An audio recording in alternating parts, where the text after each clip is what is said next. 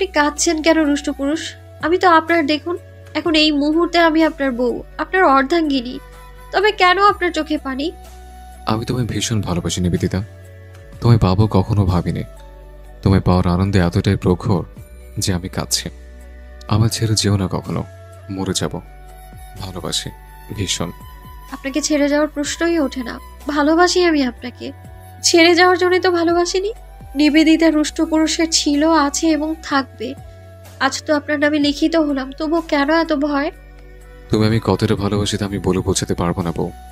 ভীষণ রকম ভালোবাসি তোমায় আমি। অরিন তার প্রিয় পুরুষকে নিজ থেকে জড়িয়ে ধরল। আজ কোনো বাধা নেই, সে কোনো দ্বিধা ছাড়া স্পর্শ করতে পারবে। তাদের সম্পর্ক আজ থেকে হালাল হয়েছে। ভালোবাসার মানুষকে পেয়েছে, এটাই অনেক। আর কি চাই?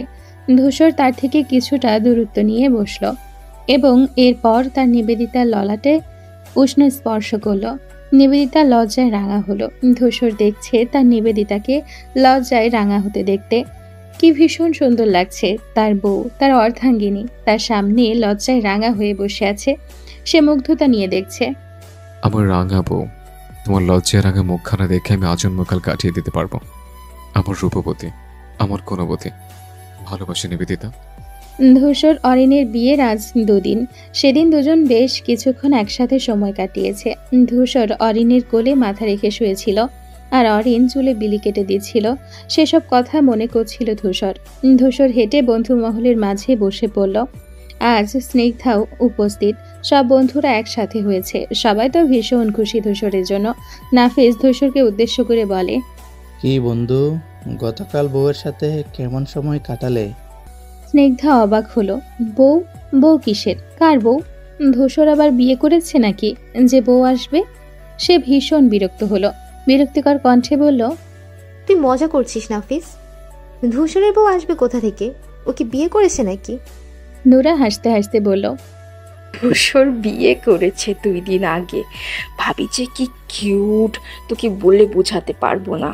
মেয়েটা অসম্ভব ভালো। আমরাই ওর বিয়ের সাক্ষী দিলাম, তুই তো ছিলি না, তাই তোকে জানাতে পারিনি। স্নিগ্ধা হতবিহ্বল হলো। কিং কর্তব্য বিমূঢ় হয়ে বসে রইল। কি শুনল সে? বিয়ে হয়েছে ধূসরের? তার ভালোবাসার মানুষ অন্য একজনের? কি করে সম্ভব? ধূসরের আচরণে তো কখনোই মনে হয়নি ও কাউকে ভালোবাসে। তবে কিভাবে কি? স্নিগ্ধার হৃদয় ভীষণ বাজেভাবে ক্ষতবিক্ষত হলো। সে কোনো দিক তাকালো না, দৌড়ে চলে গেল। উমের সহ বাকি সবাই হতবাক হলো। নুরা বিস্মিত হয়ে বলল, হঠাৎ হলো কি ওর? অন্ধকার রুম, জানালা দরজা আটকানো রুমটার। দক্ষিণ দিকের একটা জানালা হালকা খোলা, সেখান থেকে দক্ষিণা হাওয়া প্রবেশ করছে রুমে। বাইরে আকাশে ঘন কালো মেঘে ঢেকে গিয়েছে। স্নিগ্ধার হৃদয়ে যেমন দুঃখের আনাগোনা, আকাশেরও বুঝি দুঃখ হয়েছে। স্নিগ্ধা হাঁটুতে মাথা রেখে নিষ্প্রভ দৃষ্টিতে জানালার ফাঁকা দিয়ে আকাশের দিকে তাকিয়ে আছে। আঁখি জোড়ায় অশ্রুকণা চিকচিক করছে, চুলগুলো অযত্নে পিঠ ছড়িয়ে পড়ে আছে। মলিন মুখখানায় বিষাদের আভাস পাওয়া যাচ্ছে। স্নিগ্ধা বিড়বিড় করে বলল, আমি তোকে এক আকাশ সম ভালোবাসি ধূসর। তবে আমার কেন হলি না? দেখ, তোকে জানানোর সুযোগটাও পেলাম না কত ভালোবাসি আমি তোরে। আমার ভীষণ কষ্ট হচ্ছে, হৃদয়খানা বাজেভাবে পড়ছে। কেন বাসলাম ভালো আমি তোকে? বাসলামই যখন তখন, তুই কেন বাসলি না আমায় ভালো? আমার ভীষণ কষ্ট হচ্ছে ধূসর। তোর হৃদয় অন্য কোনো নারীর বসবাস, এটা মেনে নেওয়া ভীষণ যন্ত্রণাদায়ক। স্নিগ্ধা থামলো। নিঃশ্বাস নিতে কষ্ট হচ্ছে তার। 3 দিন ঠিক মতো খাওয়া দাওয়া করে না সে। কি করবে ভেতর পুড়ছে, বড্ড পুড়ছে। অন্য কারোর সাথে নিজের ভালোবাসার মানুষকে সহ্য সে করতে পারছে না। ধূসর অন্য কারো, এটা ভাবতেই তার অসহ্য লাগছে। নিজেকে শেষ করার ক্ষমতা বা সাহস তার নেই। স্নিগ্ধার বাবা আজমল হোসেন বেশ চিন্তিত মেয়ের অবস্থা নিয়ে। স্নিগ্ধার অবস্থা খুব একটা ভালো নয়। 3 দিন ধরে এক রুমে নিজেকে বন্ধ করে রেখেছে। তিনি দরজায় আঘাত করলেন সশব্দে। স্নিগ্ধা চমকে উঠল। বাবার গলার আওয়াজ ভেসে আসছে দরজার অপর পাশ থেকে। স্নিগ্ধা এলোমেলো পায়ে গিয়ে দরজা খুলল। আজমল হোসেন মেয়ের অবস্থা দেখে থমকালেন। 3টা দিন মেয়ে তার সামনে আসেনি। সে ব্যবসার কাজে ব্যস্ত ছিল বিধায় খুব একটা খেয়াল রাখতে পারেনি। তবে তার আদরের মেয়ের একই অবস্থা। স্নিগ্ধা পড়ে যেতে নিলে তিনি দ্রুত ধরে ফেলেন মেয়েকে। দ্রুত ধরে বিছানায় নিয়ে বসান। এরপর মেয়ের মাথায় হাত বুলিয়ে দিয়ে বলেন, কি হয়েছে আম্মু, বল আমাকে। আব্বু, আমার ভীষণ কষ্ট হচ্ছে, হৃদয় পড়ছে আব্বু। আমার আমার নিঃশ্বাস বন্ধ হয়ে আসছে। আমি সহ্য করতে পারছি না আব্বু কিছু। কি হয়েছে মা, বল আমায়। আব্বু, আমার ভালোবাসার মানুষ অন্য কারো হয়ে গিয়েছে, বিয়ে করেছে সে। আমার দম বন্ধ হয়ে আসছে, প্রচণ্ড কষ্ট হচ্ছে। সে কেন আমায় ভালোবাসলো না? আমি কেন তাকে জানানোর সুযোগ পেলাম না আব্বু, বলো তো। সে আমায় ভালোবাসলে কি খুব ক্ষতি হতো? সে এখন অন্য নারী, এটা ভাবতেই অসহ্য যন্ত্রণা হচ্ছে আমার। আজমল হোসেন থমকালেন। মেয়ের কষ্ট সহ্য হচ্ছে না। মেয়ের হাহাকার তাকে বড্ড কষ্ট দিচ্ছে। তবে এখানে তো কিছু করার নেই, কারণ বিয়ে হয়েছে সে ছেলেটির। আর ভালোবাসা কখনোই জোর করে হয় না। আজমল হোসেন মেয়েকে শান্ত করার আপ্রাণ চেষ্টা করলেন, তবে স্নিগ্ধা নিজেকে শান্ত করতে ব্যর্থ হলো। চাপা আর্তনাদ করতে লাগলো। বাবার শার্ট খামছে। আজমল হোসেনের চোখের কোণে অশ্রুকণা দেখা গেল। মেয়ের কষ্ট কম করতে বলল, আম্মু, তুমি আমার কোলে মাথা রেখে ঘুমাও। কিছু হয়নি আম্মু, কিছু না। আমি আছি তো। তোমার আব্বু তোমার পাশে আসে তো। কি হলো স্নিগ্ধার কে জানে। তবে সে চুপ হয়ে গেল। আজমল হোসেন দেখলেন মেয়ের চোখ বন্ধ। সে মেয়েকে শুয়ে দিলেন সযত্নে বিছানায়। এক দৃষ্টিতে মেয়ের দিকে কিছুক্ষণ তাকিয়ে রইলেন। মেয়ের মলিন মুখখানা দেখে কষ্টে তার বুক ফেটে যাচ্ছে। তবে কিছু করতে পারছে না। তার কিছু করার নেই। কি করবে সে?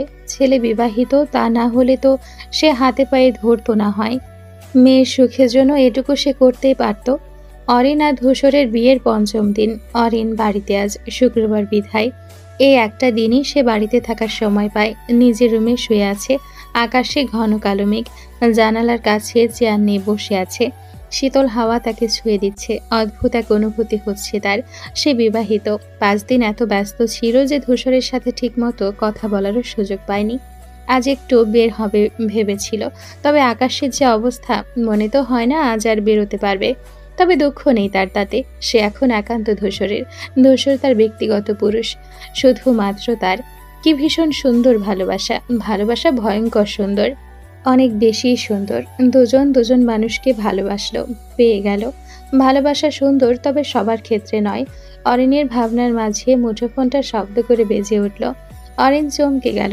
ভয় পেয়েছে হুট করে শব্দ হওয়ায়। নিজেকে ধাতস্থ করে ফোনটা তুলল। স্ক্রিনে জলজল করছে রুষ্টপুরুষ নামটা। রুষ্টপুরুষ নামটা দেখতেই ঠোঁটের কোণে হাসির রেখা দেখা গেল। অরিন মিষ্টি হেসে রিসিভ করলো। নিবেদিতা, কি করছো? আকাশ দেখছি রুষ্টপুরুষ। আপনি কি জানেন আজ আবহাওয়াটা অনেক সুন্দর? ধূসর মন খারাপ করে বলল, আবহাওয়াটাই তো বলে দিচ্ছে বউকে কাছে পেতে, একটু আদর করতে। তবে বউ তো কাছে নেই। বিবাহিত হয়েও সিঙ্গেলদের মতো থাকতে হচ্ছে। অরিন এবার শব্দ করে হেসে ফেলল। ধূসর মুগ্ধ হলো। প্রিয় নারীর হাসির শব্দ বোধ হয় খুব মিষ্টি। অরিন হাসতে হাসতে বলল, রুষ্টপুরুষ, আপনি কি বলছেন এগুলো? বিবাহিত হয়েও সিঙ্গেল? ধূসর রাগ করার ভান করে বলল, নিবেদিতা, মজা নিও না। সত্যি তো আমি বিবাহিত হয়েও সিঙ্গেলের মতো বসবাস করছি, বউ দূরে রেখে। অরিন মজা করে বলল, আচ্ছা, তাহলে আরেকটা বিয়ে করাই আপনাকে? ধূসর বিরক্ত হয়ে বলল, আমার অন্য কাউকে লাগবে না। অরিন ওয়াসিনাথকে লাগবে, এবং সে আমার বউ। আমার তো তাকে একটু জড়িয়ে ধরতে ইচ্ছে করছে এই মুহূর্তে। একটু সবুর করুন সাহেব, অপেক্ষার ফল তো মিষ্টি হয়, তাই না? অপেক্ষা করুন। আর এখন আমি তো আপনারই, আমার হারানোর ভয় নেই তো। অপেক্ষা তো করছে কবে আমার মিষ্টি বউটা আমার কাছে আসবে, কবে তাকে নিজের বুকে নিয়ে থাকবো, কবে তার স্নিগ্ধ মুখখানা দেখবো। দেখবেন সব হবে। আমি আপনারই আর আপনারই থাকবো আজীবন। ভালোবাসি ধূসর সাহেব, একটু না অনেক বেশি। ধূসর শান্তি পেল। সেও মৃদু হেসে বলল, আমি তোমায় ভীষণ ভালোবাসি নিবেদিতা। দুজন বেশ কিছুক্ষণ গল্প করলো। ধূসর লজ্জা দিচ্ছিল তার নিবেদিতাকে। নিবেদিতাও তার দুষ্ট পুরুষের কথায় লজ্জায় লাল হচ্ছিল। ধূসর খুব হেসেছে তার নিবেদিতার কথায়। বোকা বউ তার। ধূসর নিজেকে ভীষণ ভাগ্যবান মনে করে। না হয় সে কি নিবেদিতার মতো কাউকে নিজের বউ হিসেবে পায়? নিবেদিতা যে তার বউ, এই অনেক। কাছে না হয় কিছু বছর পরই এলো। সন্ধে নেমেছে শহরে। বৃষ্টি হয়েছিল দুপুরে। সে কি বৃষ্টি! এখন বাইরে শীতল হাওয়া বইছে। রাহিয়া আজ হালকা সেজেছে। জাহিন কিছুক্ষণ বাদে পড়াতে আসবে তাকে। জাহিনকে দেখানোর জন্যই সেজেছে। যদিও কখনো জাহিন তার দিকে তাকায় না, তবুও সে আজ সেজেছে। চোখে কাজল পরেছে, ঠোঁটে হালকা লিপস্টিক, এতেই তাকে ভীষণ সুন্দর লাগছে। সে ঠিক করেছে সে কষ্ট পাবে না, জাহিনকে পাওয়ার চেষ্টা করবে। একটা চান্স পেয়েছে সে, সেই চান্সটা কিভাবে মিস করবে সে? সে জাহিনকে হারাতে হারাতেও হারায়নি, তবে এবার সে নিজের সব দিয়ে চেষ্টা করবে। তার ভাবনার মাঝে রুমে কেউ নক করে। রাহিয়া দরজা খুলতেই রাফাকে দেখল। রাফা তাকে পড়ার রুমে যাওয়ার কথা বলল। রাহিয়া দ্রুত পড়ার রুমে চলে গেল। জাহিন এসেছে তাহলে। রুমের সামনে আসতেই তার হৃদস্পন্দন বেড়ে গেল। নিজেকে শান্ত করে প্রবেশ করল। জাহিন বেশ বিব্রত হয়। সেদিনের পর থেকে কি একটা বাজে কাণ্ড ঘটিয়ে ফেলল সে। জানে রাহিয়া কিছু মনে করেনি, তবুও তার নিজের কাছেই নিজের ভীষণই লজ্জিত লাগে। কি ভীষণ বাজে ঘটনা। সে অরিনকে ভুলে থাকার চেষ্টা চালাচ্ছে, কয়েকটা ইন্টারভিউ দিয়েছে, মাঝে টেকেনি, তবে সে হাল ছাড়ছে না, নিজেকে ব্যস্ত রাখছে। তার ভাবনার মাঝে রাহিয়া বলল, স্যার, আপনি এখন ঠিক আছেন তো? রাহিয়ার এমন প্রশ্নে বেশ বিব্রত হলো জাহিন। কোনো মতে জবাব দিল, হ্যাঁ হ্যাঁ ঠিক আছি। হায়াত আর তোহা স্কুল থেকে ফিরছে। দুপুর বাজে 2টা। আজ আকাশে মেঘ নেই, রৌদ্রোজ্জ্বল দিন, তপ্ত দুপুর। হায়াত আর তোহা ঘামার্ত মুখ নিয়ে মোড় ঘুরতেই তোহা একটা বাইকের সামনে পড়ল। দোষটা তোহারই ছিল। সে মাঝ বরাবর রাস্তা দিয়ে হাঁটছিল। তারা জানে এই রাস্তায় সচরাচর গাড়ি আসে না, এর জন্যই তোহা দুষ্টুমি করছিল। হায়াত দৌড়ে কাছে গেল। বেশি কিছু হয়নি, শুধু ধাক্কা লেগেছে। কিছু হওয়ার আগেই বাইকওয়ালা বাইক থামিয়ে দিয়েছেন। হায়াত তোহার কাছে গিয়ে বলল, দেখি দেখি, কোথায় লেগেছে তোর? দেখে শুনে চলবি না, এভাবে মাঝ রাস্তায় কেউ হাঁটাচলা করে? তোহার হাত ছিলে গিয়েছে, রক্ত পড়ছে। বাইকে থাকা পুরুষটি আর কেউ নয়, উমেদ নিজে। উমেদ আশ্চর্য হয়ে তাকিয়ে আছে। সে অ্যাক্সিডেন্ট করলো, হায়াত আর তোহার সাথেই করলো। ভাগ্যিস সে সঠিক সময়ে বাইক থামিয়েছিল, না হয় বড় কোনো বিপদ হতে পারত। উমেদ বাইক থেকে নেমে দুজনের কাছে আসে। দুঃখিত, আমি আসলে খেয়াল করিনি আপনাদের। আপনার তো বেশ ব্যথা লেগেছে, চলুন হাসপাতালে নিয়ে যাই। হাত থেকে রক্ত পড়ছে তো। তোহা নিজের জামা কাপড় থেকে ময়লা ঝাড়তে ঝাড়তে বলল, ভাইয়া, দোষটা আপনার নয়, আমার। তাই নিজেকে শুধু শুধু দোষ দিয়ে লাভ নেই, আর হাসপাতালে যাওয়ার প্রয়োজন নেই। হায়াত পাশ থেকে চোখ রাঙিয়ে বলল, প্রয়োজন নেই মানে? দেখেছিস কতটা কেটেছে? চল, সামনে ফার্মেসি আছে না, ওইখানে নিয়ে যাব। উমেদ এক পলক তাকালো কিশোরীর দিকে। মুখখানা মলিন, গাম্ভীর্য ভাবটা মুখে স্পষ্ট বোঝা যাচ্ছে। সাধারণত এই বয়সে কিশোরীরা এরকম হয় না, খুব দুষ্টু চঞ্চল হয়ে থাকে। তবে হায়াত আলাদা, ভীষণ আলাদা। উমেদ তাকালো না খুব বেশিক্ষণ। তাকালে চোখ ফেরাতে ইচ্ছে হয় না। মনে হয় হায়াতকে সামনে বসিয়ে দেখতে থাকবে সে। তা সম্ভব নয়। সে নিজেকে ধাতস্থ করে বলল, হ্যাঁ চলুন সামনের ফার্মেসিতে, আমার জন্যই হয়েছে এগুলো। আমি না হয় আপনার এইটুকু উপকার করলাম, আপনি ওনাকে ধরে নিয়ে আসুন। হায়াত এক পলক উমেদের দিকে তাকালো। চোখাচোখি হলো দুজনের। হায়াত চোখ নামালো, তোহাকে ধরে নিয়ে হাঁটা শুরু করলো। খুব বেশি সময় লাগলো না, 3 মিনিটে পৌঁছে গেল। কাছাকাছি ছিল বিধায় দ্রুত পৌঁছেছে। তোহার বেশ ভালো খানিকটা কেটেছে। উমেদ ফার্মেসি থেকে ব্যান্ডেজ করিয়ে দুজনকে রিকশায় উঠিয়ে দেয়। তোহা পায়েও বেশ আঘাত পেয়েছে। উমেদ বাড়ির পথে রওনা হয়। আখি জোড়ায় ভাসছে কিশোরীর মুখখানা। গম্ভীর্য মুখখানায় কত স্নিগ্ধ লাগছিল। উমেদ নিজের অনুভূতিকে সামলানোর চেষ্টা করলো। অনুভূতিগুলো হায়াতকে দেখলে সামলানো বড্ড কষ্ট হয়ে যায়। মনে হয় ছুটে গিয়ে হায়াতের ছোট্ট শরীরখানা তার বুকে ঠেকাতে, আগলে নিতে। তবে তা যে সম্ভব নয়। মানে জানিস কি হয়েছে? ধূসর ভাইয়া আছে না, ওই যে এমপি ছেলে। অরিন মাথা তুলে তাকায় তাইবার দিকে। তাইবা অরিনকে তাকাতে দেখে বলল, একটু আগে সেই ছেলেগুলো আমাদের বাসায় বিরক্ত করছিল না, ওদের না ধূসর ভাই অনেক মারছে। অরিন বিস্মিত হয়। ধূসরকে সে চিনে, এমপি ছেলে বলে কথা। কে না চিনে? তবে তাদের জন্য মারছে, এটা অবিশ্বাস্য। আশ্চর্য হওয়ার কণ্ঠে তাইবাকে বলল, তুই তো কলেজ থেকে বের হসনি, তবে কিভাবে জানলি? তাইবা অরিনের পাশে বসতে বসতে বলল, আমি যখন পানি আনতে গেছিলাম তখন বলেছিল কয়েকটা মেয়ে যে এমপির ছেলে কয়েকটা ছেলেকে মারছে, সেগুলো নাকি কলেজের অনেক মেয়েদের বিরক্ত করেছে। অরিন শান্ত হলো। না, তাদের জন্য কাউকে মারেনি। আর তাদের জন্য বা কেন মারবে? এমপির ছেলে কি আর তাদের চিনে নাকি? চেনার কোনো কথাও নয়। সেই হলো বাপ মরা এতিম মেয়ে, মা বোনকে নিয়ে ছোট্ট সংসার। তার জন্য এরকম হওয়ার কোনো মানেই নেই। তার মতো সাধারণ মেয়ের জন্য কেন মারবে? তবে সে বেশ কিছুদিন খেয়াল করেছে ধূসর নামক পুরুষটি তার দিকে তাকিয়ে থাকে। সে না তাকালেও বিষয়টা বুঝে। মেয়েদের এক বিশেষ ক্ষমতা আছে, তারা কোনো ছেলেকে দেখলেই বলে দিতে পারে ছেলেটা তাকে পছন্দ করে কিনা। অরিনও বুঝেছে ধূসর নামক ছেলেটা তাকে একটু হলেও পছন্দ করে। অরিন এসব মাথা থেকে ঝেড়ে ফেলার চিন্তা করলো। বাদ দে তাই ভাই, সব ওসবে মাথা ঘামিয়ে লাভ নেই।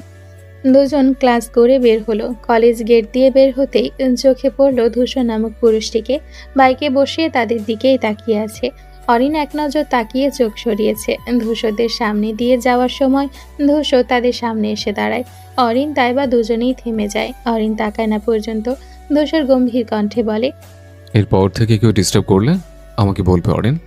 অরিন অবাক হয়, চোখ তুলে তাকায়। তার সামনে একজন লম্বাটে সুদর্শন পুরুষ দাঁড়িয়ে আছে। অরিন চোখ সরিয়ে বলে, দুঃখিত, আমি আপনাকে চিনি না, জানি না, তাই আমার বিষয়ে কিছু বলতে চাই না আমি।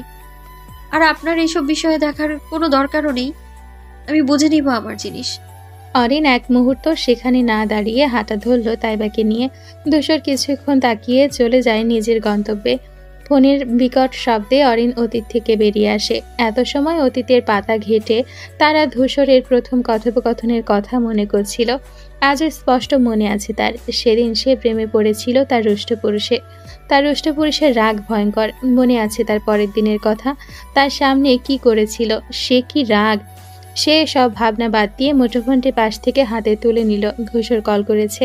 অরিন মৃদু হেসে কল রিসিভ করলো। নিবেদিতা, কি করো? ভাবছিলাম বসে বসে। কি ভাবছিলে? আপনার সাথে আমার প্রথম কথোপকথনের কথা মনে আছে, আমি কিভাবে চলে এসেছিলাম। ইস, আমি কি জানতাম ওই রাগী পুরুষটা আমার বর হবে। জানলে একটু ভালো করে কথা বলতাম। দুজন হাসলো বেশ কাহিনী নিয়ে। ধূসর কিছুক্ষণ কথা বলে ফোন রেখে দিল। অরিন ফোন রেখে উঠে দাঁড়ালো। রুমটা বেশ অগোছালো, গোছাতে হবে। কোমরে ওড়না বেঁধে নেমে পড়লো ঘর গোছাতে। ঘর গোছাতে গোছাতে ক্লান্ত হয়ে পড়েছে। রুম থেকে বের হতেই দেখলো অরুণী শেখ ঘর মুছছেন। হায়াত বাড়িতে নেই বিধায় আজ তিনিই করছেন। অরিন দ্রুত মায়ের থেকে সেগুলো কেড়ে নিল। মাকে রুমে বিশ্রাম নিতে বলে নিজেই সব কাজ করার জন্য নেমে পড়ল। আজ ছুটি নিয়েছে। আজ অরিন কোথাও পড়াবে না। কোচিং সেন্টার বন্ধ, এর জন্য পড়াতেও যায়নি কোথাও। সন্ধ্যায়ও যাবে না। অরিন সব কাজ নিজে হাতে শেষ করলো। রান্না আগেই করেছে তার আম্মু, তাই সমস্যা হয়নি। হায়াত আসতেই অরিন তাকে শরবত দিল। প্রতিদিন তো এই কাজ হায়াতই করে, আজ সে না হয় করলো। তবে এই কাজে হায়াত মোটেও খুশি হয়নি। একটা দিন বোন বাড়িতে, তবুও ঘরের কাজ করেছে। অরিন বোনের মুখের দিকে তাকিয়ে বুঝলো হায়াত খুশি হয়নি। তবে সে কিছু বলল না। হায়াত তাকে জোর করে রুমে পাঠিয়ে দিল। বাকি থালা বাসনগুলো সে ধোবে। অনেক কাজ করেছে অরিন। আর না, হায়াত অরিনকে দোহার কথা বলেনি, কারণ বলে চিন্তা করবে। তার থেকে বিকেলে বলবে, তারপর দুজনে একসাথে দেখে আসবে, এটাই ভালো। স্নিগ্ধা মা, ওঠ, খেয়ে নিবি। স্নিগ্ধা নির্লিপ্ত ভঙ্গিতে বসে রইল। আজমল হোসেন মেয়ের পাশে বসে বললেন, মা, নিজেকে আর কত কষ্ট দিবি? গত কয়েকটা দিন নিজেকে কি অবস্থা করেছিস দেখেছিস? তুই কি শুধু তাকেই ভালোবাসিস?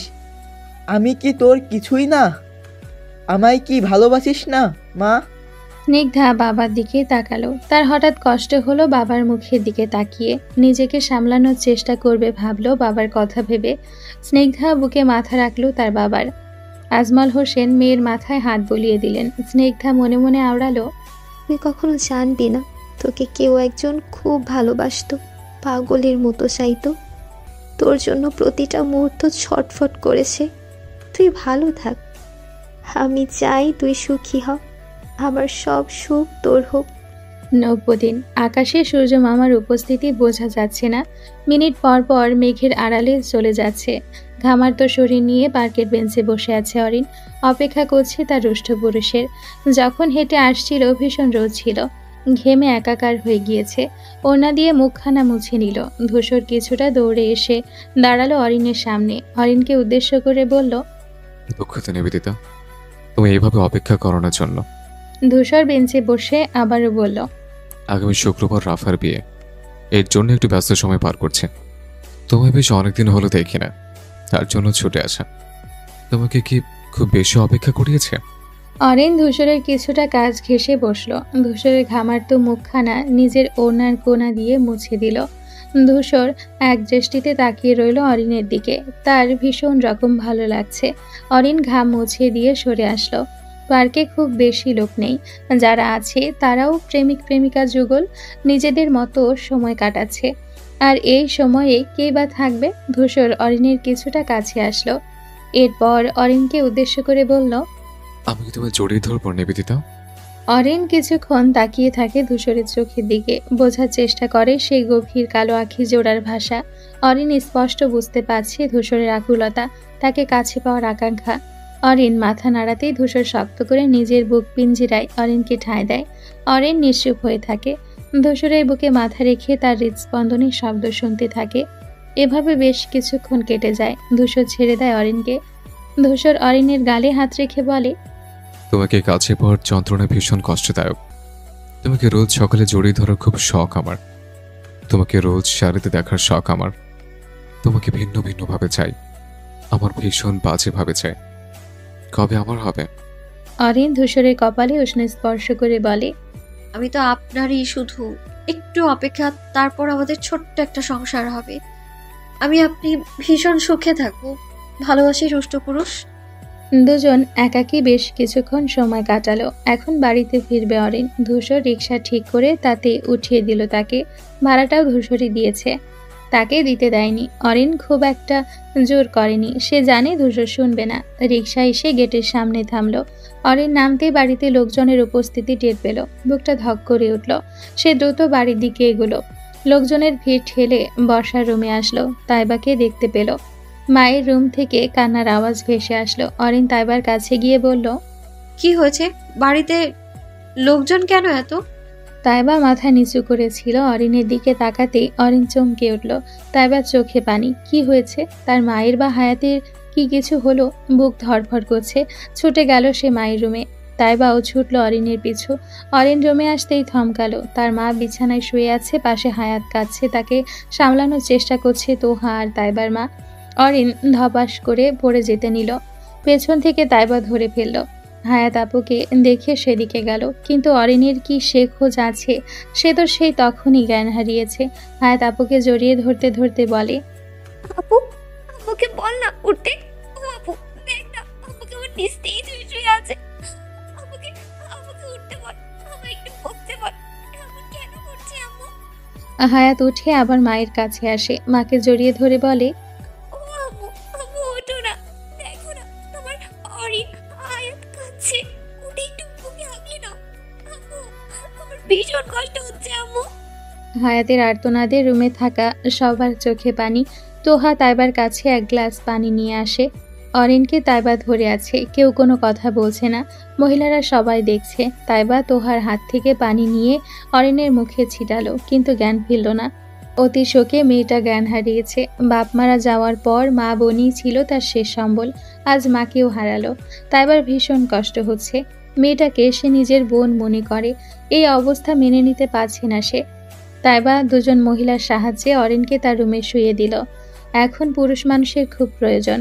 তার বাবা একা কি বা করবে? বয়স্ক মানুষ। তাইবা অরিনের ব্যাগ হাতড়ে ফোন বের করে ধূসরকে ফোন করলো। একবার রিং হতেই অপর পাশ থেকে রিসিভ হলো। নিবেদিতা, পৌঁছেছ? তাইবা ভাঙা গলায় বলল, আমি তাইবা ভাইয়া, হরিণের হাম্মু আর নেই। ওর অবস্থা ভীষণ খারাপ, শুনেই জ্ঞান হারিয়েছে। আপনি কি আসতে পারবেন?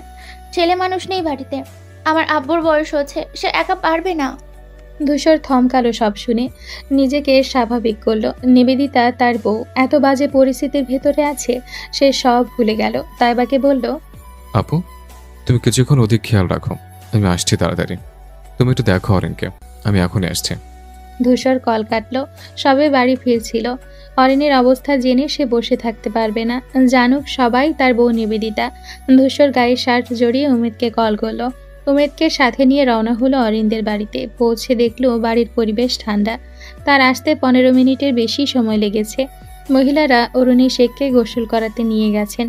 হায়াত নির্বিকার ভঙ্গিতে বসে আছে বসার রুমে। তোহা তার পাশে বসা। ধূসর হায়াতের সামনে গিয়ে বলে, তোমার আপু কোথায় হায়াত? হায়াত চোখ তুলে তাকালো। সে চিনে এই মানুষটাকে। কিছুদিন আগে অরিন তাদের জানিয়েছে এটা তার দুলাভাই। তার আম্মু ভীষণ খুশি ছিল বিয়ের ব্যাপারটা শুনে। কিন্তু কি থেকে কি হয়ে গেল। উমেদ দেখলো হায়াতের মলিন মুখখানা। তার খুব ইচ্ছে করছে হায়াতকে শক্ত করে জড়িয়ে ধরতে। হায়াত ভাঙা গলায় বলল, ভাইয়া আপনি এসেছেন, দেখুন না আমার আম্মু উঠছে না, আম্মু কেমন শুয়ে আছে, সবাই এমন কেন করছে বলুন না, উঠতে বলুন না ওদের, আমার ভীষণ কষ্ট হচ্ছে, আমাদের আর কেউ রইল না ভাইয়া, কেউ না। ধূসর কি করবে বুঝে উঠতে পারল না। সে শুধু অরিনের মাথায় হাত বুলিয়ে দিয়ে বলল, আমি আছি তো হায়াত, তোমার ভাইয়া আছে। আম্মুকে কি তোমাদের এমন অবস্থা থেকে খুশি হচ্ছে? বলো, তুমি কেঁদো না, শান্ত হও। ভেঙে পড়লে হবে না তো। তুমি না খুব শক্ত একজন মেয়ে। তোমার আপুর রুমটা। হায়াত হাতের ইশারায় দেখালো। ধূসর সেদিকে পা বাড়ালো। রুমে প্রবেশ করতেই চোখে পড়ল তার নিবেদিতার মলিন নিস্তেজ দেহখানা।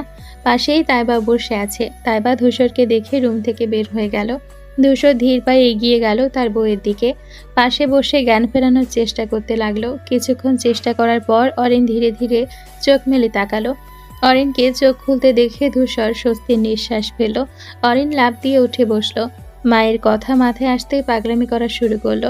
ছুটে বের হতে চাইলো। ধূসর হাত টেনে নিজের কাছে আনলো, শক্ত করে চেপে ধরলো নিজের সাথে। অরিন কাঁদতে কাঁদতে বলল, ধূসর ছাড়ো না আমায়, আমার আম্মার কাছে যাব আমি। আমার আম্মা, ধূসর আমার ভীষণ কষ্ট হচ্ছে, বুক ফেটে যাচ্ছে, কি করব আমি? ধূসর বলুন না আমার আম্মাকে ঠিক হতে।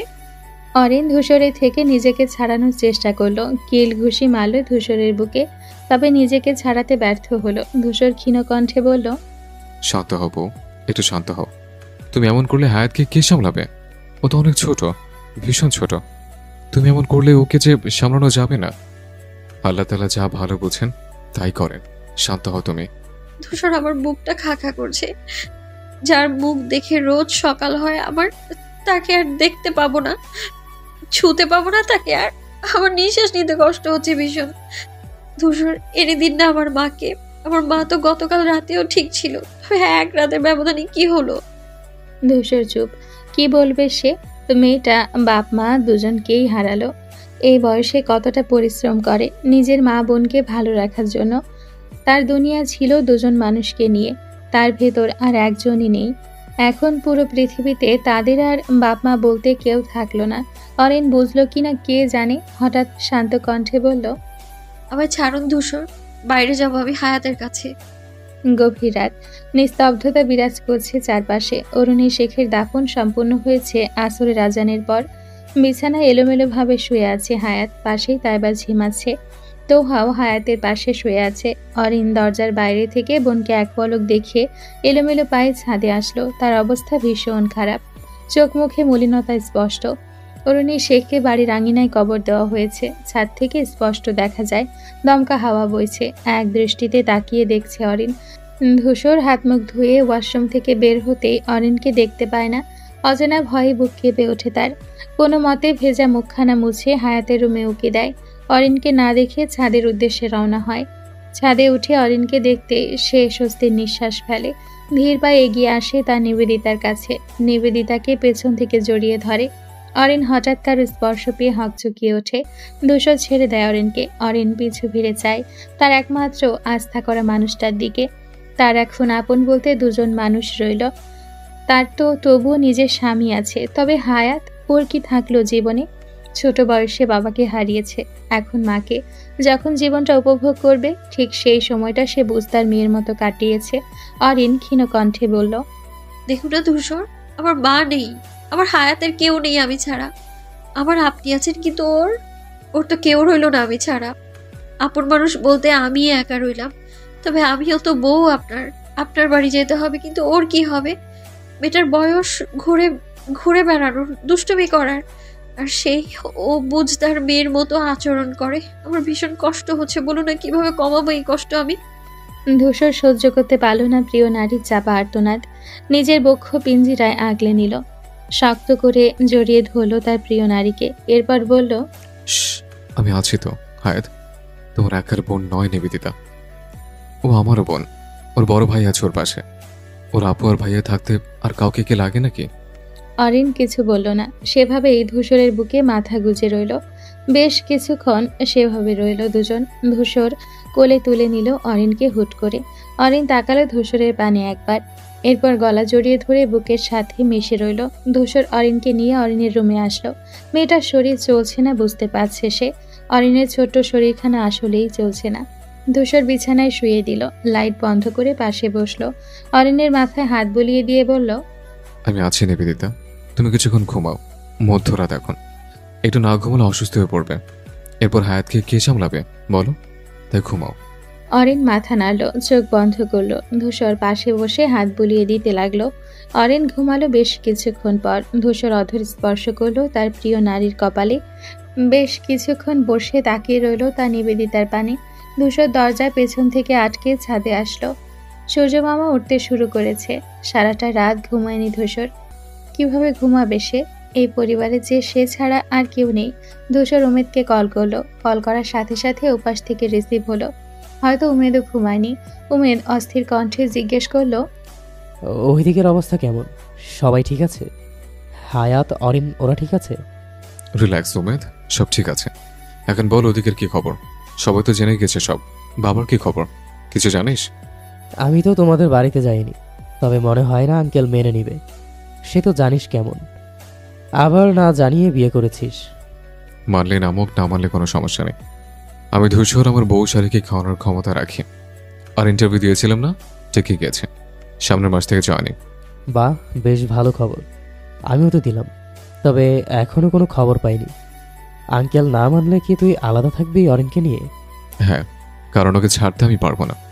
আমার অস্তিত্ব, আমার নিবেদিতা, আমার ভালোবাসা, আমার প্রাণ ভমরা সব ওকে ছেড়ে কিভাবে থাকবো বল? উমেদ আমতা করে বলল, হায়াতের খবর কি বলতো? ও ঠিক আছে তো? হ্যাঁ, তবে মেয়েটা ভেতর থেকে বাজেভাবে ভেঙে পড়েছে। একটার দিকে অরিন অনেক বুঝিয়ে ঘুম পাড়িয়েছে, এখন ঘুমাচ্ছে। উঠে আবার কি পাগলামো করে কে জানে। ফোন রাখার আগে উমেদ ধূসরকে বলে দিয়েছে হায়াতের একটু খেয়াল রাখতে, দেখে শুনে রাখতে। ধূসর সম্মতি জানিয়েছে। সে বুঝতে পারছে উমেদের ছটফটানিটা। উমেদ যে হায়াতকে ভীষণ ভালোবাসে সে বিষয়ে সন্দেহ নেই। ধূসর ভাবছে আরেক কথা, যদিও এ সময় তা তুলবে না, তবুও হায়াতের ভালোর জন্য কাজটা করতে হবে।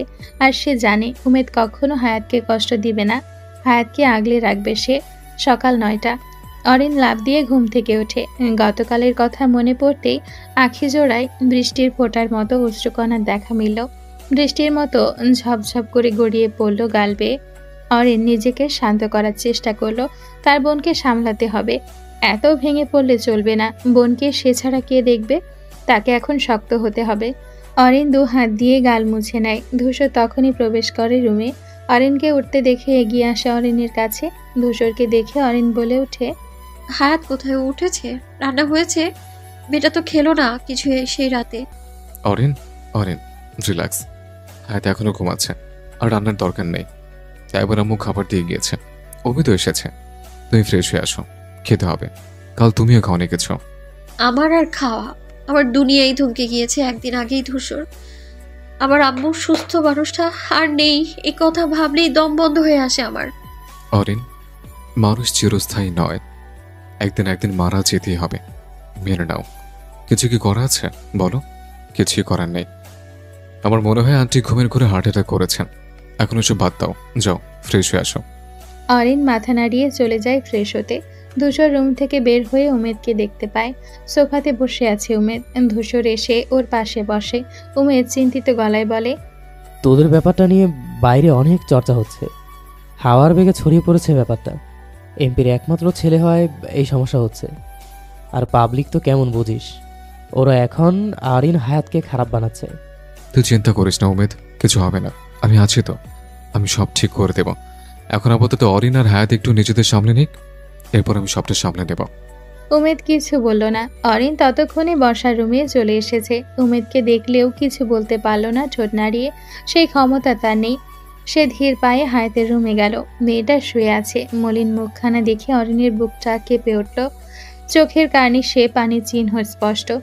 অরিন বসলো হায়াতের পাশে, কপালে অধর স্পর্শ করল। আমি আছি তো হায়াত, কেন ভেঙে পড়েছিস? আমি আছি না? তোর আপু সব সময় তোর পাশে আছে। ভেঙে কেন পড়েছিস হায়াত? আম্মু তো আছে আমার, আর তোর মাঝে আছে। 1 মাস কেটে গিয়েছে। অরিন আর হায়াত এখন আপাতত একটু স্বাভাবিক। ধূসর পটু হাতে সব সামলেছে। হায়াত অরিনের স্বাভাবিক হওয়ার পেছনে সম্পূর্ণ ক্রেডিট তার। সে আপাতত অরিন আর হায়াতের সাথেই থাকছে। তার বাবা মেনে নেয়নি বিয়েটা। না মানলে তার কিছু করার নেই, কারণ সে নিবেদিতাকে ছাড়তে পারবে না। নিবেদিতা তার প্রাণ, তাকে ছাড়া কিভাবে বাঁচে সে? সম্ভব নয়। পরিবার মানবে না কতদিন? 1 বছর, 2 বছর, সর্বোচ্চ গেলে 10 বছর। এরপর ঠিকই মেনে নিবে। হায়াত আগের তুলনায় আরও নিশ্চুপ আছে। এখন আপাতত হায়াত নিজের রুমে ঘুমোচ্ছে। অরিন রান্না করছে। ধূসর আজ বাড়িতে। জয়নিং 2 দিন পর হঠাৎ ফোনে কল আসায় ধূসর চমকে ওঠে। এরপর নিজেকে স্বাভাবিক করে কল রিসিভ করে। নাম না দেখে রিসিভ করেছে হ্যালো বলতেই অপর পাশ থেকে ভেসে আসে গম্ভীর কণ্ঠস্বর। বাড়ি কবে ফিরছ? ধূসর হতভম্ব হলো কণ্ঠ শুনে। কান থেকে ফোন নামিয়ে দেখলো বাবা নামটা জল জল করছে। সে নিজেকে ধাতস্থ করে বলল, তুমি যতদিন অরণকে মেনে নিচ্ছ না ততদিন। আমাদের বাড়ির ছেলেরা শ্বশুর বাড়িতে ঘর জামাই থাকে না। তোমার বউকে নিয়ে তাড়াতাড়ি চলে এসো। ধূসরের বাবা কথাটা বলেই খট করে কল কেটে দিলেন। ধূসর হতভম্ব হয়ে বসে রইল। তার বাবা তাদের বাড়ি ফিরতে বলছে, এটা কিভাবে সম্ভব? তবে বেশ খুশি হলো সে, কিন্তু চিন্তায়ও পড়ে গেল। সে যদি অরিনকে নিয়ে যায় তবে হায়াত কোথায় থাকবে? আর অরিন কি হায়াতকে তাদের বাড়িতে রাখতে চাইবে? তার যতটুকু মনে হয় কখনোই রাখবে না অরিন। এখন উপায় একটাই, বলে দেখতে হবে অরিনকে বিষয়টা। অরিন তখন রান্না শেষ করে রুমে প্রবেশ করে। ধূসরকে বসে থাকতে দেখে বলে, আপনি বসে কেন আছেন? এখনো যান, গোসল করে আসুন। আমিও গোসল করতে যাব। তাড়াতাড়ি যান, দুপুর পেরিয়েছে বলতে গেলে। এখনো বসে কেন আছেন? ধূসর বলতে চাইল বিষয়টা, তবে তার আগে অরিন জামা কাপড় নিয়ে রুম থেকে বের হয়ে গিয়েছে। ধূসর ভাবলো রাতে বলবে, তাই এখন নিজের কাজে চলে গেল। অরিন হায়াতের রুমে এসে দেখে হায়াত তখনও ঘুম। অরিন টেনে তুলে গোসলে পাঠায় হায়াতকে। হায়াত তো নিঃশব্দে গোসলে চলে যায়। অরিন গেস্ট রুমের ওয়াশরুমে গোসল সেরে নেয়। গোসল শেষ করে খাবার সাজিয়ে রাখে টেবিলে। ধূসর আর হায়াতকে ডাকে। দুজনে এসে বসে টেবিলে। অরিন খাবার বেড়ে দেয় দুজনকে। এরপর নিজেও বসে পড়ে তাদের সাথে। হায়াত অল্প খেয়ে উঠে যেতে চায়। ধূসর টেনে বসিয়ে নিজ থেকে খাইয়ে দেয় হায়াতকে। অরিনের চোখ জোড়ায় দৃশ্যটা দেখে। তাদের বড় ভাই ছিল না, তার না হলেও হায়াত বড় ভাইয়ের আদর পাচ্ছে, এটাই অনেক। স্যার, আপনার একটা কথা বলবো। অনেক সাহস জুগিয়ে রাফা জাহিনকে উদ্দেশ্য করে কথাটা বলল। সে মনের কথা নয়, অন্য কথা বলবে। জাহিন বলল, হ্যাঁ বলো। স্যার, আপনার ভালোবাসার মানুষটা আমার ভাইয়ের বউ অরিন আপু না? জাহিন থমকায়। ভাইয়ার বউ জিনিসটা কানে বাজছে। ঠিকই তো, সে এখন অন্য কারো বউ, অন্য কারো অর্ধাঙ্গিনী। তারে ছোঁয়ার স্বার্থ তার নেই, তার দিকে তাকানোর অধিকার তার নেই। তাকে দেখে না কতগুলো দিন হলো আজ। এ জীবনে ভালো তো সে ওই একটা নারীকে বেসেছিল, তবে কেন পাইল না? খুব কি ক্ষতি হইতো ওই নারীকে পাইলে? কম তো ভালোবাসেনি সে, তার একটা আফসোস থেকেই যাবে। এত ভালোবাসার পরও সে ওই মানুষটাকে পেল না। রাফা বেশ ভড়কে গেল জাহিনকে চুপ থাকতে দেখে। সে ভীতু গলায় বলল, স্যার, আপনি কি রাগ করেছেন? জাহিন নিজেকে ধাতস্থ করল। প্রসঙ্গ পাল্টে বলল, সামনে পরীক্ষা তোমার, সেটাতে ফোকাস দাও। রাফা প্রসঙ্গ তুলল না আর। বুঝলো জাহিন এড়িয়ে যেতে চাইছে। সে পড়াতে মন দিল। সে বিশ্বাস করে সে একদিন না একদিন জাহিনকে পাবেই। আশায় সে বসে থাকবেই, হোক না একটু দেরি, তবুও জাহিন তার হোক। কি হলো রাফা, তোমার মনোযোগ কোথায়? পড়ায় মনোযোগ দাও, অন্য সব চিন্তা বাদ দাও। সামনে পরীক্ষা তোমার, কথাটা মাথায় রেখো। রাফা আমতা আমতা করলো। এরপর পড়ায় মনোযোগ দিল। জাহিনকে নিয়ে ভাবতে বসলে ভাবনা আর শেষ হয় না। কি যে এত ভাবে সে জাহিনকে নিয়ে। জাহিন নামটা শুনলেই বুকের ভেতর ধক করে ওঠে। হৃদস্পন্দন অস্বাভাবিক বৃদ্ধি পায়। কেন এমন হয় তা জানে না রাফা। হয়তো প্রিয় মানুষ সামনে থাকলে এমনই হয়। রাফার মস্তিষ্ক জুড়ে একমাত্র জাহিন নামক পুরুষটির বিচরণ। মন মস্তিষ্ক সব জাহিনের দখলে। তার সবটা জুড়ে জাহিন বসবাস করছে। জাহিন ভাবছে অরিনের কথা। মেয়েটা আজ অন্য কারো, মেয়েটার অস্তিত্বে এখন অন্য কারো বসবাস। ভাবতেই খারাপ লাগে। তবে সে এখন সম্পূর্ণ চেষ্টা করছে অরিনকে ভুলে থাকার। বিবাহিত নারীকে নিয়ে ভাবাও যে পাপ। এখন সে নতুন করে নিজের জীবনটাকে সাজাতে চায়। সে জানে রাফা তাকে পছন্দ করে, তবে চাইলেও তো সে পারছে না অন্য কাউকে নিজের মনে জায়গা দিতে। তাই এসব থেকে দূরে থাকতে চাইছে। স্নিগ্ধা এখন নিজেকে নিয়ে ব্যস্ত। বিসিএস পরীক্ষা দিবে, এর জন্য তৈরি হচ্ছে। আসলে নিজেকে এসব কিছুতে ব্যস্ত রাখছে। সারাটা দিন এইসবে ব্যস্ত থাকলেও দিন শেষে সেই মানুষটাকে তার মনে পড়ে। মানুষটার সাথে কাটানো স্মৃতিগুলো কুরে কুরে খায় তাকে। সেই প্রথম থেকে ভালোবাসতো কিনা সে ধূসরকে বন্ধুত্ব ভেঙে যাওয়ার ভয়ে বলা হয়নি, আর না বলা হবে কোনোদিন। থাক না হয় সে একা, সুখী হোক তার ভালোবাসার মানুষটা। সে না হয় বিষাদিনী হলো, ধূসর না হয় সুখী ব্যক্তি হলো। ভালোবাসার মানুষের সুখ দেখাটাও ভাগ্য। স্নিগ্ধা রাতের আকাশ দেখছে। আকাশে চাঁদ উঠেছে। চাঁদের সৌন্দর্যে চোখ ধাঁধিয়ে যাচ্ছে। কি সুন্দর চাঁদ! সবাই বলে চাঁদ নাকি একা, তবে সে তো দেখে চাঁদ একা নয়, তার সাথে আছে লক্ষ লক্ষ তারা। কি সুন্দর তার আশপাশ দিয়ে ঘুরে বেড়াচ্ছে। সেও একা নয়, তারও তার আব্বু আছে, যে তার জন্য সব করতে পারে। স্নিগ্ধামা, খেতে আয়, রাত তো অনেক হলো। স্নিগ্ধা চোখ মুছল। আঁখি জোড়ায় কখন পানি জমেছে নিজেও টের পায়নি। চোখ মুছে হাসল। এই হাসির কারণ তার বাবা, যাকে সে ভীষণ ভালোবাসে, ভীষণ। তার জীবনে আপন বলতে ওই একটা মানুষই আছে। সেই মানুষটার হাসির জন্য সব করতে পারে সে। বাবা ডাকে নিজের রুম ছেড়ে খেতে যাওয়ার জন্য পা বাড়ালো স্নিগ্ধা। রাত 12টা। সবে মাত্র রুমে প্রবেশ করেছে অরিন। সকল কাজ এখন সেই করে বাড়ির। হায়াতকে কিছু ধরতে দেয় না। হায়াত শুধু পড়ে। সামনে এসএসসি, এখন পড়তে হবে। ধূসর বিছানায় শুয়ে আছে। অরিন গিয়ে ধূসরের চুলে হাত বুলিয়ে দেয়। ধূসর তখনই ধপ করে চোখ খুলে। অরিন ভরকে যায়। সে ভেবেছিল ধূসর ঘুম। ধূসর উঠে বসে। নিবেদিতা, ঘুমানোর সুযোগ নিচ্ছ? না, মোটেও না। আমি কেন আপনার মতো রুষ্ট পুরুষের ঘুমানোর সুযোগ নিব বলুন তো? না, নিতেই পারো। এত সুদর্শন জামাইকে দেখে কি আর নিজেকে সামলানো যায় নিবেদিতা? আমি তো সব বুঝি। তুমি সুযোগ পেয়ে আমার ইজ্জত লুটছ। মোটেও না, আপনি বেশি বেশি বলছেন। অরিন উঠে আয়নার সামনে দাঁড়িয়ে চুল ঠিক করতে থাকে। ধূসর হেসে ওঠে, পেছন থেকে জড়িয়ে ধরে তার নিবেদিতাকে। অরিন চমকে ওঠে, হৃদস্পন্দন বেড়ে গিয়েছে। ধূসর অরিনের খোলা চুলে মুখ ডোবালো। অরিন পরনে থাকা সালোয়ার কামিজের কোনা খামচে ধরল। এই যে মাতাল হওয়া ধূসরকে দেখছে। ধূসর তাকে এভাবে স্পর্শ করেনি আগে, আজই প্রথম।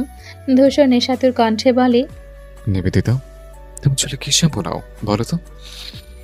এমন গ্রান যে আমার মাথাল করে তুলছে। চাঁদনি রাত, আকাশে চাঁদের উপস্থিতি বিদ্যমান। চাঁদের আলোয় আলোকিত চারপাশ। অন্ধকার রুমে জানালার ফাঁকা দিয়ে চাঁদের আলো এসে পড়ছে। দুজন সদ্য বিবাহিত নারী পুরুষ একে অন্যের দিকে তাকিয়ে আছে। ধূসর আর অরিন দুজন দুজনের দিকে তাকিয়ে আছে। বিছানায় দুজনের মাঝে মাত্র 1 হাত দূরত্ব। অরিন 2 হাতের ওপরে মাথা রেখে তাকিয়ে আছে। ধূসর নিজেকে ধাতস্থ করে বলল, নিবেদিতা, বাবা ফোন করেছিল। অরিন চমকালো, আশ্চর্য হলো। এমপি আসাদ আহসান তার ছেলেকে ফোন করতেই পারে, এটা বিষয় না। তবে এখন বিষয়টা একটু অস্বাভাবিক, কারণ তাদের বিয়ের বিষয়টা জানাজানি হওয়ার পর আসাদ আহসান ফোন করে ধূসরকে অনেক কথাই বলেছেন। অরিনকে মেনেও নেয়নি। অরিন নিজেকে ধাতস্থ করে বলল, কি বলেছেন তিনি? তোমাকে নিয়ে ও বাড়ি ফিরতে। রাফার বিয়েটা আটকে আছে। আমাদের জন্য বিয়ের তারিখ পেছানো হয়েছে। এখন বাবা আর বাড়ির সবাই চাইছে তোমাকে নিয়ে আমিও বাড়ি ফিরে যাই। অরিন থমকালো। সে যদি ধূসরের সাথে যায় তবে হায়াতের কি হবে? সম্ভব না হায়াতকে একা রাখা বা হোস্টেলে রাখা। সে হায়াতকে সাথে করে নিয়েও যেতে পারবে না। তার একটা আত্মসম্মান আছে। বোনকে কেন শ্বশুর বাড়িতে রাখবে? তবে তার তো যেতেই হবে। সে তো ধূসরের বউ, আর ধূসরই বা কতদিন শ্বশুর বাড়িতে থাকবে? ব্যাপারটা ভীষণ দৃষ্টিকটু লাগে। অরিন ক্ষীণ কণ্ঠে বলল, তবে হায়াত? অরিন, আমি জানি তুমি না ওকে একা রাখবে না, ওকে আমাদের বাড়িতে নেবে। তাই আমি কিছু কথা বলছি, আগে শুনবে, তারপর ভেবেচিন্তে বলবে। অরিন মাথা নাড়ায়। ধূসর ফোঁস করে নিঃশ্বাস ছেড়ে বলে, হায়াতকে উমেদ ভীষণ পছন্দ করে। পছন্দ না, ভালোবাসে। ভীষণ ভালোবাসে বলতে গেলে।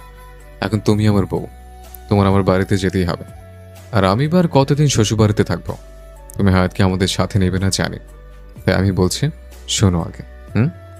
মাথা গরম করো না। ব্যাপারটা কেমন হয়? তবু আমার মনে হয় হায়াতের জন্য এটাই ভালো হবে।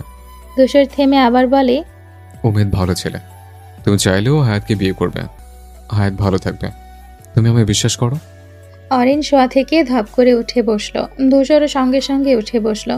সে কল্পনা করে না হায়াতকে এই সময়ে বিয়ে দেওয়ার কথা। মেয়েটা ছোট, সবে 10ম শ্রেণীতে পড়ছে।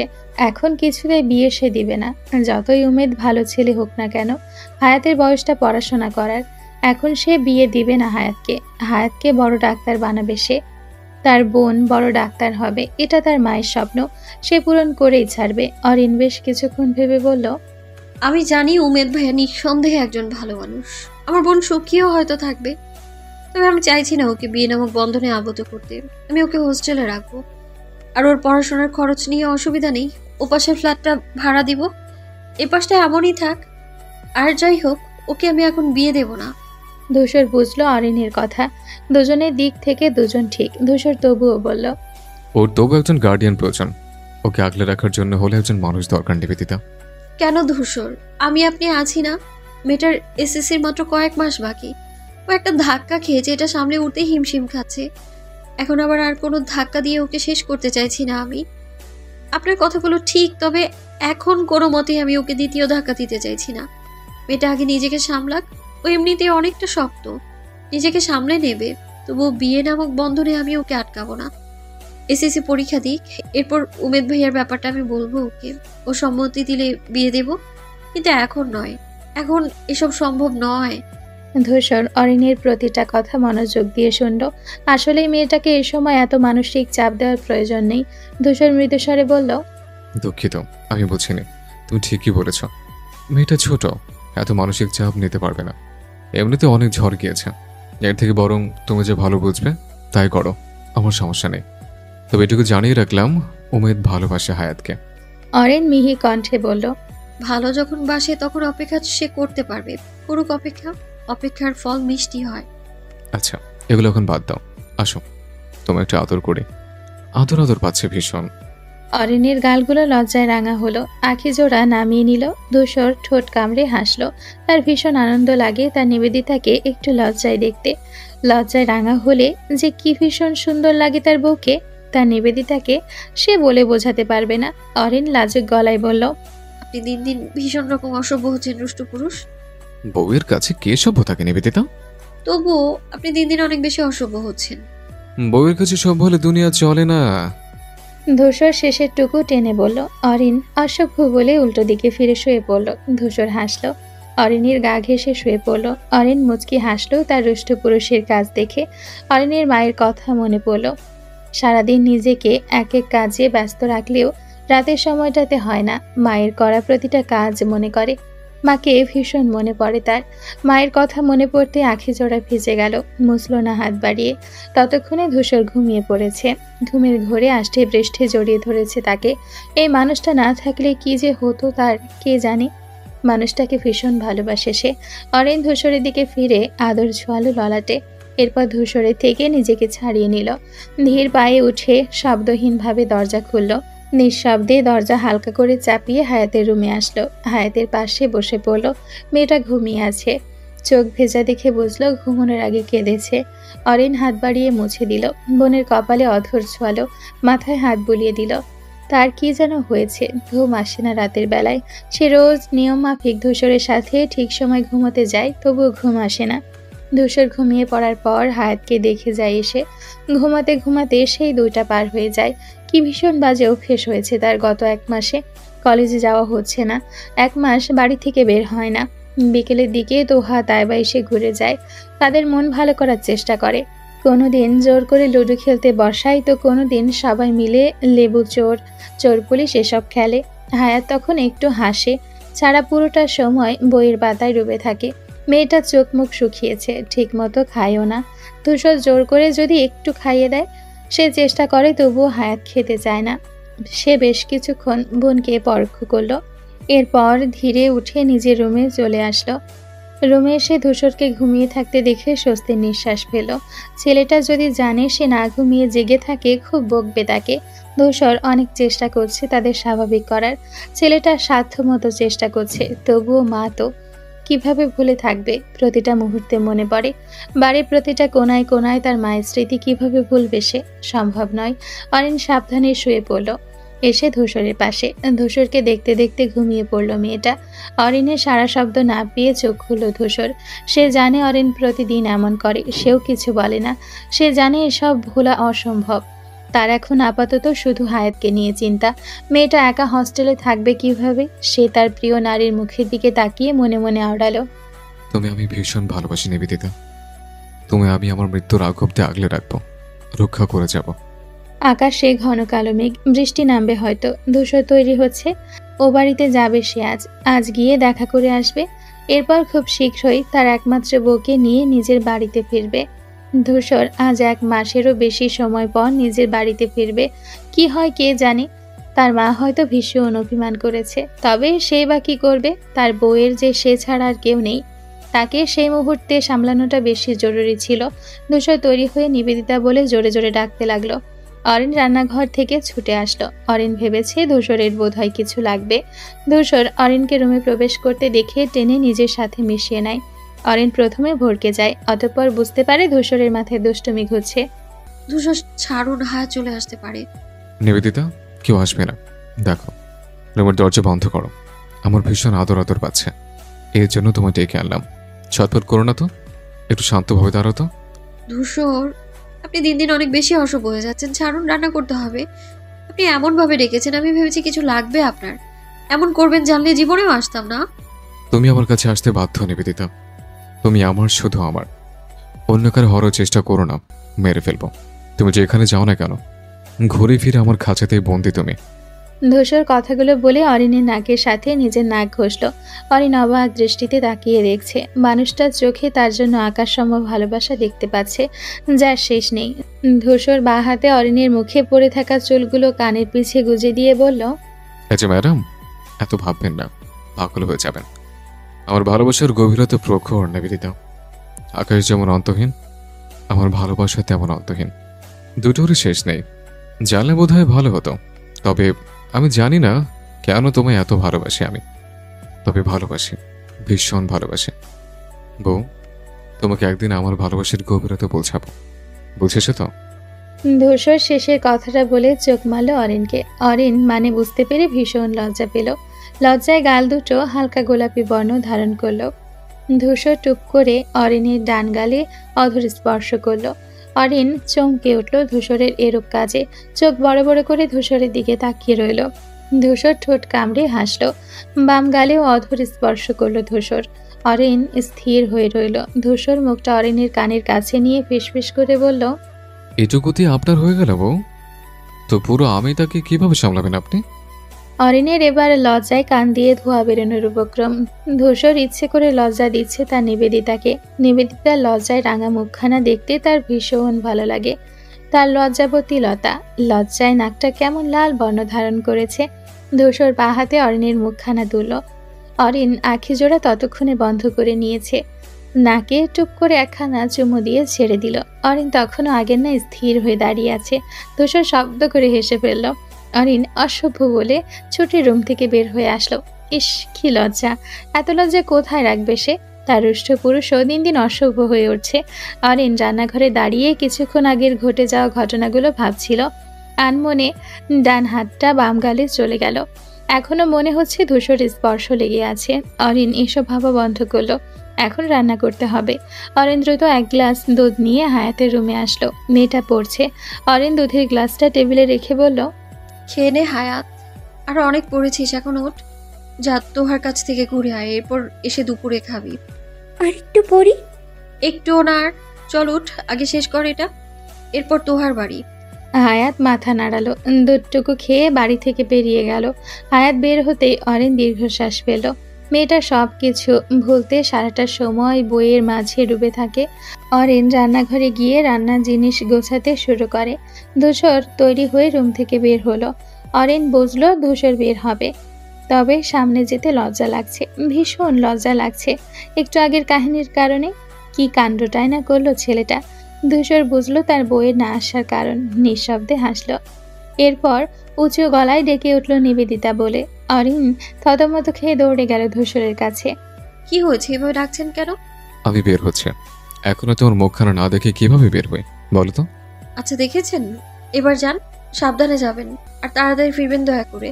ধূসর তার নিবেদিতাকে হালকা করে নিজের সাথে মিশিয়ে নিয়ে বলল, আমি ফিরবো তো পাগলি, দ্রুত ফিরবো। আম্মু ডেকেছে, না গিয়ে কি করে থাকে। এরপর একেবারেই তোমায় নিয়ে যাবো বাড়ি। সাবধানে থেকো, আর হায়াতের খেয়াল রেখো। আসছি বউ।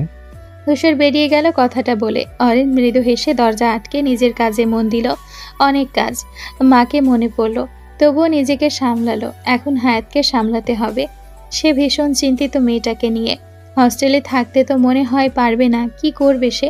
কাজ করতে করতে ভাবতে লাগলো সামনে কি করবে সে। ধূসর বাড়ি থেকে বাইক নিয়ে বের হয়ে সোজা তাদের আড্ডার জায়গাতে চলে আসলো। চায়ের দোকানের সামনেই উমেদ বাইক নিয়ে দাঁড়িয়ে আছে। ধূসর তার দিকে এগিয়ে থামলো। উমেদ ধূসরকে বলল, তো কেমন আছিস? দিনকাল কেমন চলছে? ভাবি তো মনে হয় অনেক আদর যত্ন করছে। দূর, ওসব বাদ দে। তোর অবস্থা কি? আমার আর অবস্থা?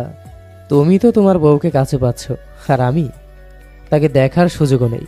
সে তো আমায় চেনেই না ঠিক মতো। কবে যে পাবো তাকে। পাবি পাবি, ধৈর্য ধর। অপেক্ষার ফল মিষ্টি হয়। তুই বলেছিস অরিনকে? হ্যাঁ, তবে ও এখন রাজি নয়। আর আসলেই হায়াত অনেক ছোট সংসার, জিনিসটা সামলানোর বয়স ওর হয়নি। ও আর একটু বড় হোক, এরপর না হয় সব দেখা যাবে। উমেদ সম্মতি জানালো। আসলে মেয়েটা অনেক ছোট, সংসার জিনিসটা তার কাঁধে না চাপানোই ভালো। আর সে অতটাও সাধু পুরুষ নয় যে বউকে সামনে রেখে নিজেকে সামলে রাখবে। এর থেকে অপেক্ষায় ভালো। অপেক্ষায় থাকলেও তার প্রাণ নাশিনীর বড় হওয়ার। ধূসর উমেদকে নিয়ে বাড়ির দিকে রওনা হলো। আজ কতদিন পর সে বাড়ি ফিরছে। আচ্ছা, মা তাকে দেখে কি খুব বকবে? কে জানে। বাড়ির সামনে আসতেই উমেদ বলে, অস্বস্তি রাখিস না মনে, ভেতরে যা। ধূসর মাথা নাড়িয়ে সম্মতি জানিয়ে বাড়িতে প্রবেশ করে। বুক ধুকপুক করছে। একটা মাসেরও বেশি এ বাড়িতে সে আসে না। অস্বস্তি হচ্ছে সত্যি। বাবা কি বলবে? চাচা চাচি সবাই। ইস, কি করবে সে? আগে তো এমন হয়নি, তবে আজই কেন? নিজেকে ঠিক করে ভেতরে প্রবেশ করলো ধূসর। দরজা খোলাই ছিল, হয়তো কেউ বের হয়েছে বা বাগানের দিকটায় আছে। ধূসর বাড়ির ভেতর প্রবেশ করতেই সোফাতে নিজের মাকে বসা দেখতে পেল। কতদিন পরে দেখছে নিজের মাকে। বাইরে প্রবল বাতাস আর ঝুম বৃষ্টি হচ্ছে।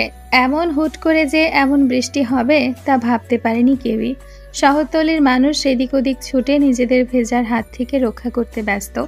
দোতলা বাড়িটি নিস্তব্ধ। অনামিকা ইসলাম ছেলেকে জড়িয়ে ধরে আছেন। ধূসরও মায়ের সাথে মিশে আছে। অনামিকা ইসলাম ছেলেকে দেখে দৌড়ে এসে জড়িয়ে ধরেছেন। কতগুলো দিন দেখা হয় না ছেলেকে। একমাত্র ছেলে তার, আর সেই ছেলেই কিনা কতগুলো দিন বাইরে। কি খাচ্ছে কি করছে কিছুই জানে না। অনামিকা ইসলাম ছেলেকে ছেড়ে দিয়ে বললেন, এতটাই পর হয়ে গিয়েছি আমি না, যে আজ এতদিন পরে আমার কথা মনে পড়লো। আম্মু মোটেও এমন না, তোমার কথা প্রতিদিনই মনে পড়তো। তবে নিবেদিতার অবস্থা ভীষণ খারাপ ছিল, এখন একটু ভালো আছে। হায়াতটাও ছোট, ওকেও সামলেছি আমি। অনামিকা ইসলাম ভুলে গিয়েছিলেন মেয়ে দুইটার কথা। সে ধূসরকে বলল, অরিন হায়াত কেমন আছে? তুই ওদের নিয়ে কেন আসলি না? আমি কি ওদের পর? আমি ওদের আরেক মা। তুই কেন ওদের আনলি না ধূসর? আম্মু রিল্যাক্স, আগে চলো বসো, এরপর সব বলছে। ধূসর অনামিকা ইসলামকে সোফায় বসিয়ে নিজে বসে। তারপর বলে, আম্মু অরণকে তো আনবো, তবে হায়াত ওকে কি করবো? এতে ভাবার কি আছে? ওর মেন্টাল সাপোর্ট প্রয়োজন। আমাদের মাঝে থাকলেও ভালো থাকবে।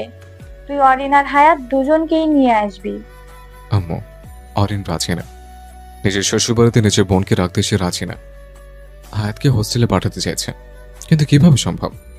ছোট বেটের উপর দিয়ে কত কি গেল, আবার এখনো যদি আবার ওকে একা করে দিই? একা কোনো প্রশ্নই আসে না। আমি ফোন করে কথা বলবো অরিনের সাথে। হায়াতে এখানে থাকবে, এখান থেকেই পড়াশোনা করবে। আমার মেয়ে নেই, এখন একটা মেয়ে হলে খুব ভালো হয়। দুটো মেয়ে আছে, আরো দুজন আসলো না হয়। হায়াতকে আমি নিজ হাতে মানুষ করব। ধূসর মায়ের কোলে মাথা রেখে শুয়ে পড়ে সোফায়। এরপর বলে, ধন্যবাদ আম্মু। এবার তোমার বৌমাকে বোঝাও, সে তো রাজি না, কতবার বললাম। ওসব নিয়ে তুই টেনশন করিস না। সামনে শুক্রবার রাফার বিয়ে, তাই দুদিনের মাঝে যেন বাড়ির বউ বাড়িতে আসে। আমি অপেক্ষা করব, তুই নিয়ে আয় ওদের। আম্মু বাবা কি এখন ঠিক আছে? মেনে নিয়েছে? প্রথমে ভীষণ রাগ করেছিল না জানিয়ে বিয়ে করার জন্য, পরে মেনে নিয়েছে। অরিনের সম্পর্কে সে নাকি খোঁজ নিয়েছে, আশেপাশে সবাই ভালো বলেছে, এজন্য এখন মেনেছে। তোকে ফোন দিয়েছে। আচ্ছা বুঝলাম। তো রাহিয়া বুড়ি কোথায়? ও তো কলেজে গিয়েছে। রাফা কোথায়? ও দেখ ওর হবু বরের সাথে কথা বলে যাচ্ছে। আম্মু খিদে পেয়েছে, তুমি নুডলস রান্না করো, আমি রাফাকে একটু চালিয়ে আসি। ধূসর হেসে ওপরের দিকে পা বাড়ায়। বাবা মায়ের রুমের সামনে আসতেই দেখলো দরজা খোলা। সে ওদিকে না তাকিয়ে রাফার রুমের দিকে যেতে নিলে পেছন থেকে আসাদ আহসান বলে উঠলেন,